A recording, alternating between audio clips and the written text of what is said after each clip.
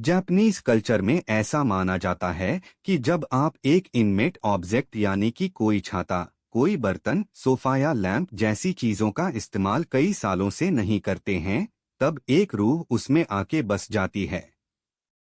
अब देखो, हैरानी की बात तो यह है कि यह कहानियां सिर्फ जापान तक ही सीमित नहीं है।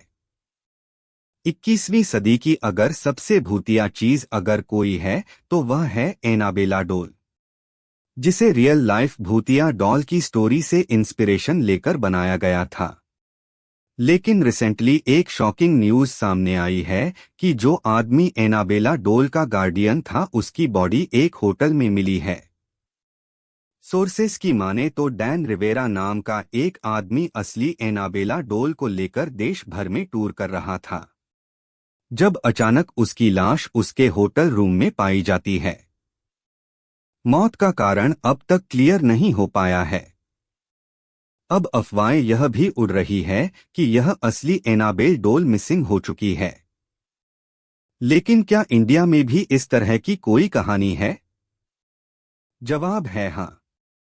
आज मैं आपको मराठा की एक बेहद ही खतरनाक रानी की कहानी सुनाने वाला हूं, जिसने एक ऐसे अनुष्ठान को अंजाम दिया था जो आज तक तांत्रिक भी करने से घबराते हैं। सो हेलो गाइस, चलिए शुरू करते हैं एक और नए एपिसोड को।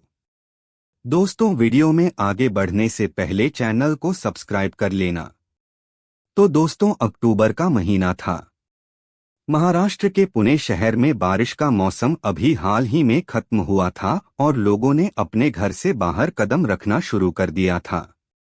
रिया देशमुख भी तुलसी बाग के पुराने मार्केट में घूम रही थी, लेकिन रिया वहां शॉपिंग करने नहीं आई थी। वो एक पीएचडी की स्टूडेंट थी जो मराठा एम्पायर की भूली जा चुकी महान रानियों पर रिसर्च कर रही थी। अब रिया ने हाल ही में रानी सावित्रीबाई के बारे में सुना था, जो 17वीं सदी की एक रानी हुआ करती थी और जंग के बीच ही अचानक कहीं गायब हो गई थी। रिया ने सुना था कि तुलसी बाग के इस मार्केट में उसे कई ऐसी पुरानी चीजें दिख जाएंगी जो उस जमाने के राजा रानियों द्वारा इस्तेमाल किया जाता था। लेकिन रिया को यह नहीं पता था कि उसके हाथ एक बहुत ही खतरनाक चीज लगने वाली है। रिया एक हनुमान मंदिर के पीछे वाली पुराने एंटिक्स के दुकान में घुसी। अंदर एक अजीब सा अंधेरा था और रिया को अचानक ठंड महसूस हुई। उस शॉप के अंदर ना हर तरह की चीजें रखी हुई थी। पुरानी घड़ियां, टाइपराइटर्स, टूटी हुई मूर्तियां, ऐसा लग रहा था जैसे वह किसी कब्रिस्तान में आ गई हो। काउंटर पर एक बूढ़ा आदमी बैठा हुआ था। रिया ने उनसे जाकर कहा कि वो मराठा एरा के पुराने आर्टिफैक्ट्स खोज रही है। उस बूढ़े आदमी की आंखें चमक गई। उसने तुरंत ही रिया को बहुत सारी चीजें दिखानी शुरू कर दी। अलग अलग तरह के कप्स, फ्लावर वेसेस, उस वक्त की ज्वेलरीज, वो लगातार कुछ नया दिखाया ही जा रहा था। लेकिन रिया उन्हें देखते ही समझ जा रही थी कि वह सब नकली है। रिया ने तंग आकर दुकान वाले से पूछा कि क्या उसके पास कोई असली मराठा आर्टिफैक्ट है। तब दुकान वाला कुछ सेकंड के लिए रुक जाता है। वो धीरे से उठकर जाता है और अपने दुकान के साइन को क्लोज कर देता है। इसके बाद वो काउंटर के पीछे गया और नीचे से एक लाल रंग की एक पोटली निकाली जिसके अंदर कुछ रखा हुआ था। उस दुकान वाले ने रिया से कहा कि मेम साहब, अब जो मैं आपको दिखाने वाला हूं ना, वह एक बेहद ही कीमती और खतरनाक चीज है। दुकान वाले ने उस पोटली में से एक प्यारी सी दिखने वाली लड़की की गुड़िया निकाली। उस गुड़िया ने नववारी साड़ी पहनी थी जो ट्रेडिशन मराठी औरतें पहना करती है। इसके साथ ही उस गुड़िया को देखकर ऐसा लग रहा था जैसे वह किसी डांस का पोज कर रही हो। रिया की आंखें चमक गई क्योंकि ऐसी सेम दिखने वाली डॉल रिया ने रानी सावित्रीबाई की एक फोटो में भी देखी थी। दुकान वाले ने तुरंत ही रिया से कहा कि यह डॉल वो बेच नहीं सकता। रिया निराश हो गया। उसने दुकान वाले से वजह पूछी, लेकिन दुकान वाला जवाब नहीं देना चाह रहा था। नाउ फाइनली बहुत ही पूछने पर दुकान वाले ने कहा कि यह गुड़िया श्रापित है। इसमें खुद रानी सावित्रीबाई का भूत वास करता है। रिया यह सुनकर हंस पड़ी। लेकिन दुकान वाले ने रिया को और भी बहुत सी चीजें बताई। उसने बताया कि कैसे इस गुड़िया को शनिवार वाड़ा में खुदाई करते वक्त पाया गया था और कैसे जो भी उस गुड़िया को घर लेकर जाता उसकी मौत हो जाती थी। अब जिन्हें नहीं पता उन्हें बता दूं कि शनिवार वाड़ा खुद टेढ़ होने के लिए पूरे इंडिया में फेमस है। फाइनली एक तांत्रिक ने उस गुड़िया पर मंत्र फूंककर इस लाल कपड़े में बंद कर दिया। लेकिन रिया को इस पे बिल्कुल भी यकीन नहीं हो रहा था। उसने अपने पर्स से 5,000 रुपए निकाले और दुकान वाले से जिद करने लगी। फाइनली दुकान वाला भी मान गया, लेकिन इस शर्त पर कि रिया उस गुड़िया पर रिसर्च करने के बाद उसे दोबारा उस लाल कपड़े में बांधकर रखना नहीं भूलेगी। अब रिया ना बेहद ही खुश थी। उसने तुरंत उस डोल को निकालकर अपने टेबल पर रख लिया और अपना लैपटॉप खोलकर सावित्रीबाई के लाइफ पर रिसर्च करने लगी। बदकिस्मती से ज्यादा रिकॉर्ड्स नहीं बचे थे। एक आर्टिकल में लिखा था कि सावित्रीबाई को लवानी डांस बेहद पसंद था, जो मराठा का फेमस डांस फॉर्म है। एक दूसरे आर्टिकल में किसी बच्चे के बारे में लिखा था, लेकिन किसी भी चीज को ठोस तरीके से नहीं कहा जा सकता था।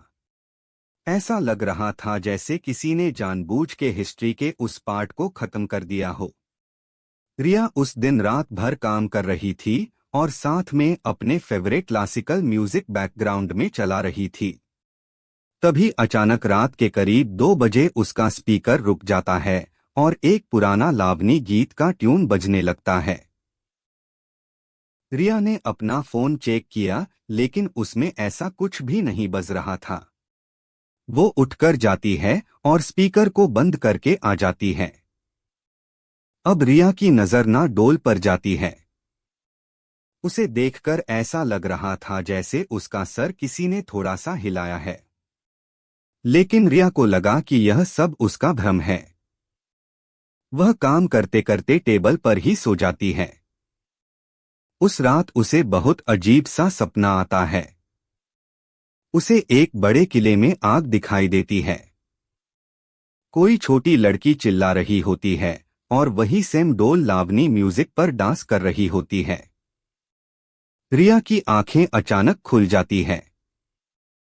उसकी नजर अपने टेबल पर रखे उस गुड़िया पर जाती है, पर वो गुड़िया वहां पर नहीं थी। रिया को याद आया कि उसने उस गुड़िया को सोने से पहले नहीं छुआ था। रिया पीछे मुड़ी और उसने देखा कि वह डोल जमीन पर गिरी हुई थी, जैसे अभी अभी किसी गीत पर नाच रही हो। रिया ने डोल को अपने हाथ में ले लिया। उसे एक अजीब सी एनर्जी महसूस हो रही थी। उसे ऐसा लग रहा था जैसे कोई औरत सॉफ्ट आवाज में लावनी गीत गा रही हो। अब अगली 2 रातों तक रिया सोई नहीं।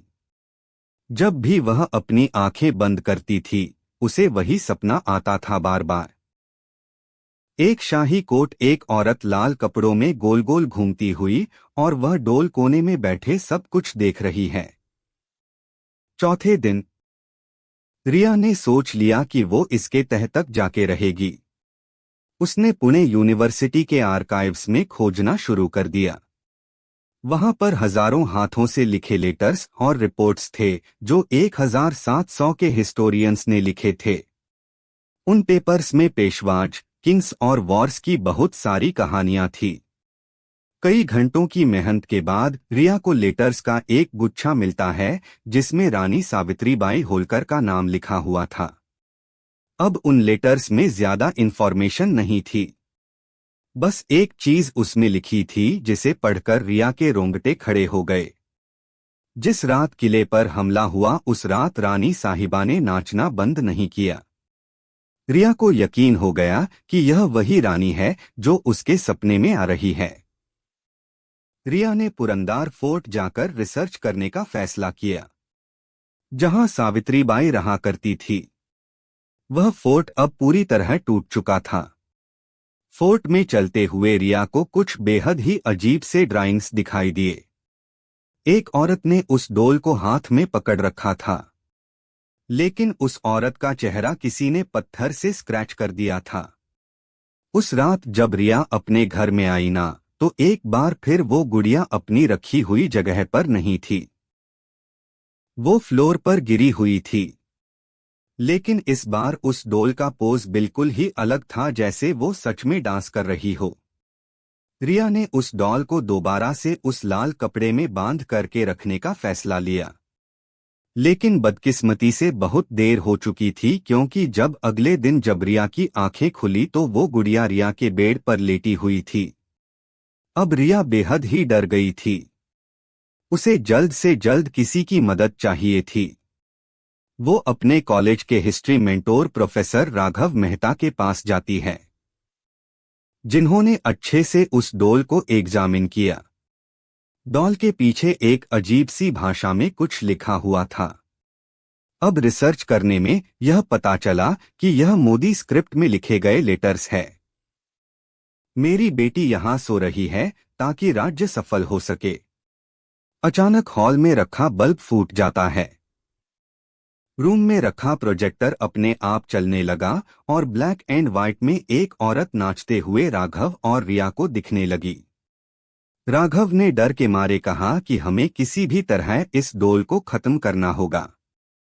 उसने रिया से घर जाने को कहा और उससे वादा किया कि वो सुबह तक इस गुड़िया को जलाकर राख कर देगा। लेकिन अगले दिन जब रिया प्रोफेसर राघव के घर गई ना, तो उसने देखा कि उनकी जान जा चुकी थी। वो गुड़िया वहीं पास में टेबल पर बैठी हुई थी। अब रिया यह समझ गई थी कि उसने किसी बेहद ही खतरनाक आत्मा को जगा दिया है और अब वह इतनी आसानी से जाने वाली नहीं है। जब रिया सावित्रीबाई पर रिसर्च कर रही थी, तब उसे यह पता चला था कि रानी के वंशज अब भी जिंदा है और सतारा के एक गांव में रहते हैं। रिया के पास और कोई भी ऑप्शन नहीं था। वो तुरंत सतारा के लिए निकल गई। सतारा में पता करने पर उसे एक हवेली के बारे में पता चला, जहां इंदुमती नाम की एक 90 साल की बुढ़िया रहती थी। इंदुमती बेहद ही बूढ़ी थी, लेकिन उस गुड़िया को देखकर ऐसा लग रहा था जैसे कई सालों बाद उनकी आंखें खुली हो। उन्होंने रिया को अपने पूर्वजों की पूरी कहानी बताई, जो कि उनकी दादी ने उन्हें बताया था। एक बार किले पर बेहद खतरनाक हमला हुआ था। युद्ध में राजा की जान चली गई थी। सावित्रीबाई और उनकी बेटी किले में डरकर छुपे हुए थे। उस वक्त राजा के दरबार में एक तांत्रिक हुआ करता था, जिसने सुझाव दिया कि अगर हम राजा की बेटी की बलि दे देंगे तो हमारे योद्धाओं को ईश्वर से शक्ति मिल जाएगी और वह सभी दुश्मनों को खत्म कर देंगे। रानी को भनक तक नहीं लगी और पीछे से उनकी बेटी की बलि दे दी गई। जब रानी को यह पता चला तो भरे दरबार में हाथ में अपनी बेटी की गुड़िया लिए उन्होंने लावनी डांस करना शुरू कर दिया और तब तक नाचती रही जब तक उनका किला पूरी तरीके से दुश्मनों के कब्जे में नहीं आ गया। कहा जाता है कि उस रात रानी ने अपने प्यार की शक्ति से अपनी बेटी की आत्मा को उस गुड़िया में बंद कर दिया और अपनी जान लेकर खुद भी उस गुड़िया के अंदर चली गई।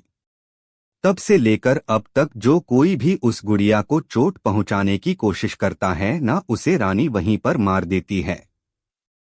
अब रिया को सब कुछ पता चल गया था कि उस गुड़िया के पीछे की कहानी क्या थी। लेकिन सवाल यह आता है कि आखिर वो गुड़िया रिया से इतना क्लोज कैसे हो गई थी। तो इंदुमती ने जवाब दिया कि तुमने इस डॉल को प्यार देकर खरीदा है, अब तुम्हें ही इसे जिंदगी भर संभाल कर रखना होगा। लेकिन रिया की नींद और चैन सब छीन चुका था। वो दोबारा अपने अपार्टमेंट में आ गई। उसने गुड़िया को फेंकने की कोशिश की, लेकिन हर बार वो वापस आ जाया करती थी। कई हफ्तों तक रिया सोचती रही कि कैसे इस गुड़िया से छुटकारा पाया जाए। तब उसने सोचा कि क्यों ना इस कहानी को वहीं खत्म कर दिया जाए जहां इन सब की शुरुआत हुई थी। कहा जाता है कि सावित्रीबाई के बेटे को पुरानंदार फोर्ट के एक हिडन चेंबर में ले जाकर उसकी बलि दी गई थी। रिया रात के अंधेरे में एक बार फिर पुरानंदार फोर्ट गई और उस हिडन चेंबर को खोजने लगी। किले के निचले हिस्से में उसे एक गुफा दिखाई दी जिसके अंदर कोई इंसान दिन में भी नहीं जाए। फ्लैशलाइट और रस्सी के सहारे रिया उस गुफा में नीचे की तरफ उतरने लगी। तल पर पहुंचकर उसने महसूस किया कि हवा बेहद ही ठंडी थी। अब दूसरी तरफ फ्लैशलाइट मारने पर उसे एक छोटा लकड़ी का दरवाजा दिखाई दिया जिस पे ताला लगा हुआ था। रिया ने उस ताले को तोड़ा और अंदर गई। अंदर एक पत्थर का चेंबर था। दीवार पूरी काली हो चुकी थी। एक दीवार पर रानी सावित्रीबाई और उनकी बेटी की जली हुई पेंटिंग लटकी हुई थी। चेंबर के बीचों बीच एक पत्थर का आसन रखा हुआ था। जब रिया ने उस पे फ्लैशलाइट मारा तो वहां वही डोल बैठी रिया को देख रही थी। रिया उस गुड़िया को लेकर नहीं आई थी। वह अपने आप उस चेंबर में आई थी और तभी अचानक रिया को महसूस हुआ कि वह उस अंधेरे चेंबर में अकेली नहीं है। रानी सावित्रीबाई खुद उस चेंबर में घूम रही है। अचानक रिया अपने घुटनों पर गिर गई। अंधेरे से खुद सावित्रीबाई निकलकर आई और रिया को देखने लगी, लेकिन उनकी आंखों में गुस्सा नहीं था, एक अजीब सा प्यार था। अचानक रिया की बॉडी अपने आप हिलने लगी। रिया जिसने कभी लावनी डांस नहीं किया था, अब बिना रुके नाचे जा रही थी। रिया सावित्रीबाई से चिल्ला चिल्ला कर कह रही थी, तुम्हें अब रुकना होगा, बस बहुत हो गया। लेकिन सावित्रीबाई रुकने का नाम ही नहीं ले रही थी कि तभी अचानक पीछे से किसी की आवाज आई। इंदुमती वहां पर आ चुकी थी। उसने रिया से रुकने को कहा और फाइनली रिया ने नाचना बंद कर दिया। इंदुमती ने सीधा सावित्रीबाई की तरफ देखते हुए कहा कि मैं तुम्हारी वंशज हूं। वक्त आ गया है कि तुम अपने गुस्से को त्याग दो और स्वर्ग लोक में चले जाओ। रानी सावित्रीबाई इंदुमती को उन्हीं आंखों से देख रही थी जिन आंखों से उसने रिया को देखा था। रिया ने मौका देखकर उस गुड़िया को जला दिया। रानी सावित्रीबाई तेज आवाज में चिल्लाई और एक आखिरी बार रिया की तरफ देखते हुए आग में भस्म हो गई। इंदुमती ने रिया से कहा कि रानी सावित्रीबाई तुम्हारे अंदर अपनी बेटी को देख रही थी, इसीलिए वह तुम्हें छोड़ नहीं रही थी। अब रिया वहीं पर बेहोश हो गई। अगले दिन उसकी आंखें एक हॉस्पिटल में खुली और रिया को पता चला कि उस रात इंदुमती जी की भी मौत हो गई थी। इंदुमती ने अपना मकसद पूरा कर लिया था। कुछ महीनों बाद रिया ने अपनी थीसिस कंप्लीट कर ली थी। उसने उसका नाम रखा था the queen who danced alone, the lost history Rani Savitribai. अगर आप नए हो चैनल पे तो चैनल को सब्सक्राइब करने के साथ साथ नोटिफिकेशन बेल को ऑन कर देना।